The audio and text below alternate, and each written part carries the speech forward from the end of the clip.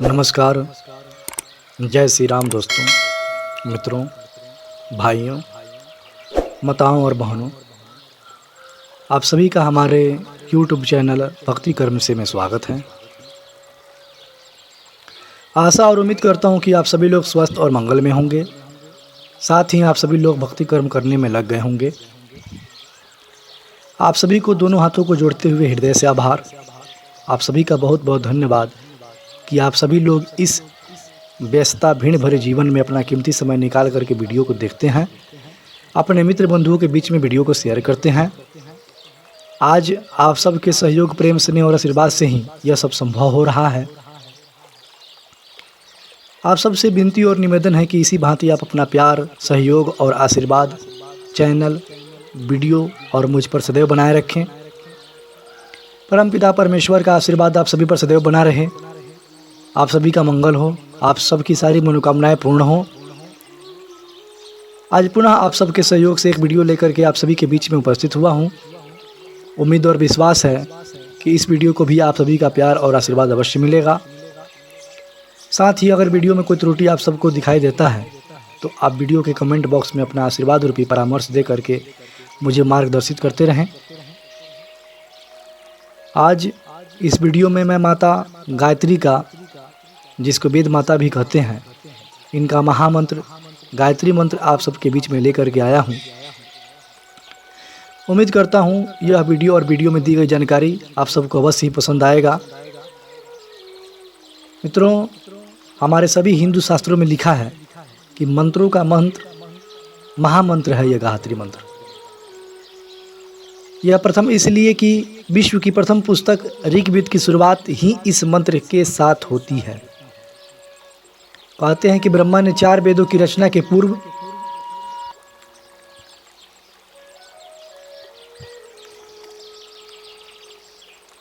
चौबीस अक्षरों के गायत्री मंत्र की रचना की थी।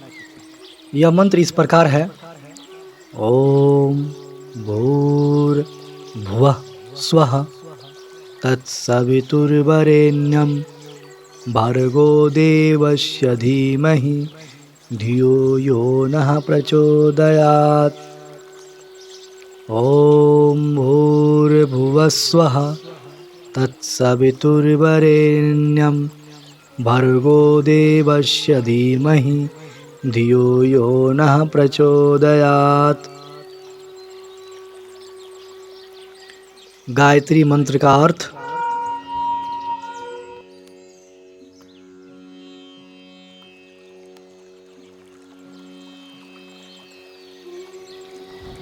गायत्री मंत्र का अर्थ पृथ्वी लोक, भूअर लोक और स्वर्ग लोक में व्याप्त उस सृष्टिकर्ता प्रकाशमान परमात्मा के तेज का हम ध्यान करते हैं। वह परमात्मा का तेज हमारी बुद्धि को सन्मार्ग की ओर चलने के लिए प्रेरित करे। गायत्री मंत्र का जो दूसरा अर्थ है वह है उस प्राण स्वरूप, दुख नाशक, सुख स्वरूप, श्रेष्ठ, तेजस्वी, पाप नाशक, देव स्वरूप परमात्मा को हम अंतःकरण में धारण करें। वह परमात्मा हमारी बुद्धि को सन्मार्ग में प्रेरित करे। गायत्री मंत्र का तीसरा अर्थ ओम का अर्थ है सर्वरक्षक परमात्मा। भू का अर्थ है प्राणों से प्यारा। भुआ का अर्थ है दुख विनाशक। स्वः का अर्थ है सुख स्वरूप। तत् का अर्थ है उस। सवितु का अर्थ है उत्पादक, प्रकाशक, प्रेरक। वरेण्य का अर्थ है वर्ण्य योग्य।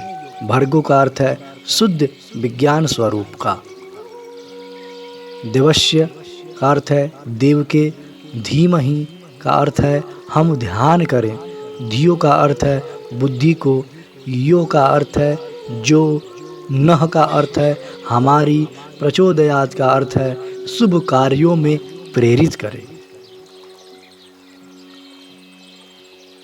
अर्थात स्वामी विवेकानंद कहते हैं इस मंत्र के बारे में हमें उसकी महिमा का ध्यान करना चाहिए जिसने यह सृष्टि बनाई। शास्त्रकारों ने गायत्री की सर्वोपरि शक्ति, स्थिति और उपयोगिता को एक स्वर से स्वीकार किया है। इस संदर्भ में पाए जाने वाले अगणित प्रमाणों में से कुछ नीचे प्रस्तुत हैं।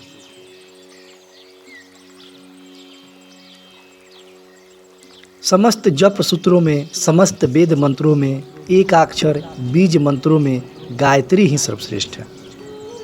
यूँ तो सभी वेद के मंत्र पवित्र हैं, पर इन सब में गायत्री मंत्र सर्वश्रेष्ठ है। गायत्री सर्वोपरि सेनानायक के समान है। देवता इसी की उपासना करते हैं। यही चारों वेदों की माता है। गायत्री के समान चारों वेदों में कोई मंत्र नहीं है। समस्त वेद, यज्ञ, दान, तप मिलकर भी एक कला के बराबर भी नहीं हो सकते, ऐसा ऋषियों ने कहा है। इस संसार में गायत्री के समान परम समर्थ और दुर्लभ मंत्र कोई नहीं है। वेदों में गायत्री से श्रेष्ठ कुछ और नहीं है।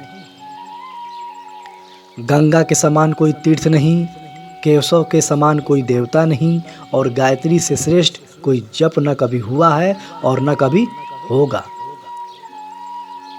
गायत्री सर्वमंत्रणा शिरोमणि अस्तता स्थिता विद्यानामपि तेनैतां साधने सर्वसिद्धये।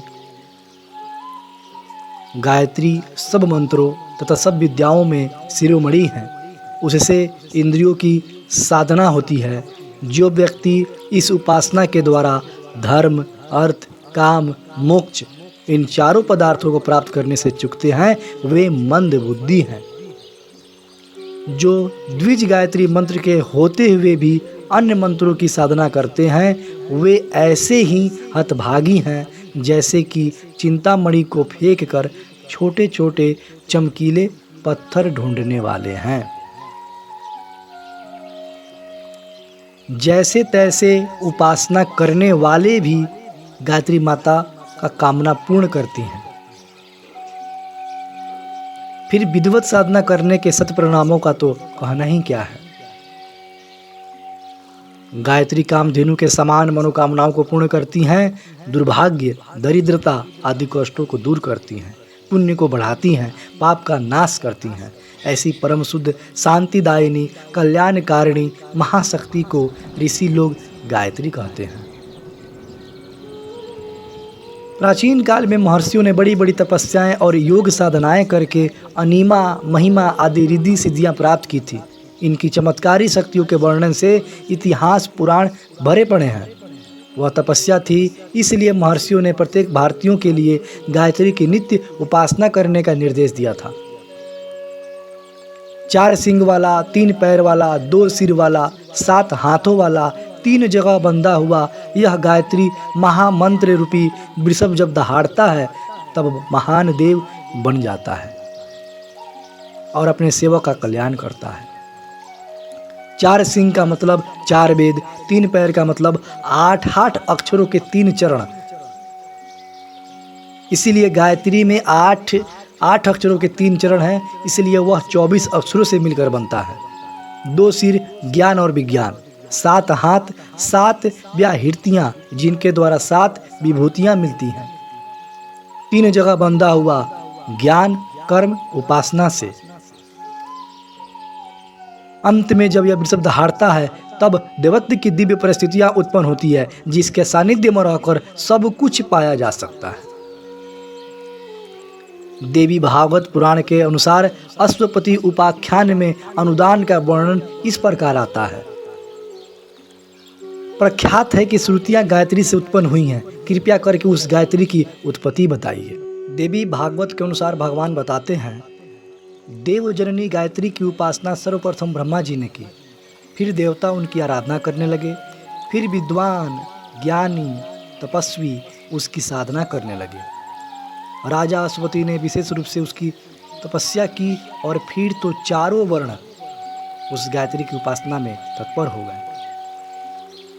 आप भी गायत्री मंत्र की शक्ति और सुप्रभाव से सफल हो सकते हैं अगर आप नित्य प्रतिदिन माता का शुद्ध रूप से पवित्र होकर के गायत्री मंत्र का उच्चारण करें, उनका जप करें।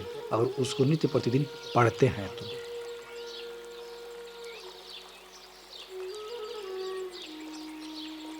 कुल मिलाकर कहें तो गायत्री की महिमा का क्या वर्णन किया जाए, जो स्वयं ही सारे वेदों के निर्माण करने वाली वेद माता है।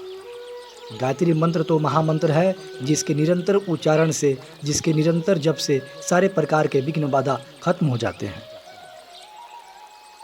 मित्र बंधुओं, गायत्री मंत्र महामंत्र है। मैंने पूर्व में भी आप सभी को बता रखा है कि मंत्र चाहे कोई भी हो, जब तक हमारा मन निर्मल नहीं होगा, जब तक हमारी सोच पवित्र नहीं होगी, जब तक हम सकारात्मक नहीं सोचेंगे, हम चाहे कितनी भी पूजा पाठ कर लें, चाहे किसी भी मंत्र को जप कर लें, वह सफल नहीं हो सकता है। क्यों? क्योंकि हमारे मन में स्वार्थ है, लालच है, हम दूसरे के प्रति गलत सोचते हैं। किंतु अगर आप ज़्यादा देर तक पूजा पाठ नहीं करते हैं, किसी भी मंत्र को आप नहीं जानते हैं, केवल परमात्मा के शरण में जानते हैं, दूसरों के भलाई के बारे में सोचते हैं, दूसरों के लिए भला करते हैं, उनके प्रति आपके मन में हमेशा परमात्मा के चरणों से यही विनती आती है कि प्रभु इनका भला हो जाए, उनका भला हो जाए। हम सक्षम नहीं हैं, फिर भी हम आपके चरणों में उनके प्रति, आपके करुणा के प्रति, उनके करुणा के प्रति आपसे गुहार लगाते हैं। इस प्रकार का जब तक हमारे मन में भावना नहीं आएगा, हमारे कोई भी पूजा पाठ मंत्र सिद्ध नहीं हो पाएगा।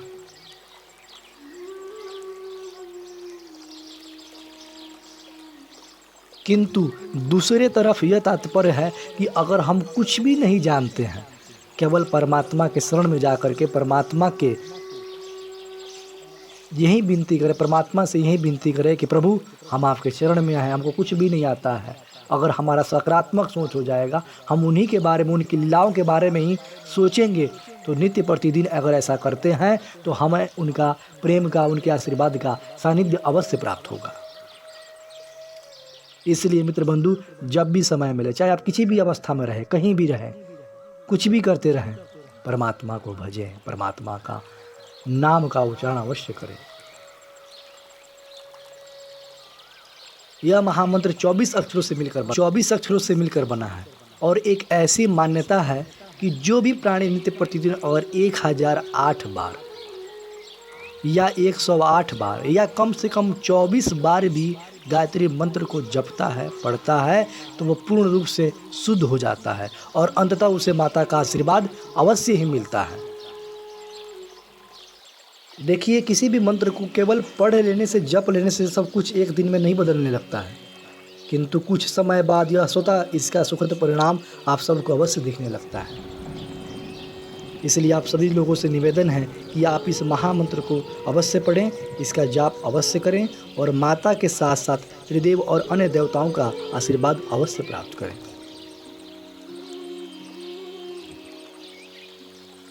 मित्र बंधु, अगर यह वीडियो आप सभी को पसंद आता है तो चैनल को सब्सक्राइब करें, वीडियो को लाइक करें, वीडियो को अपने मित्र बंधुओं के बीच में शेयर करें।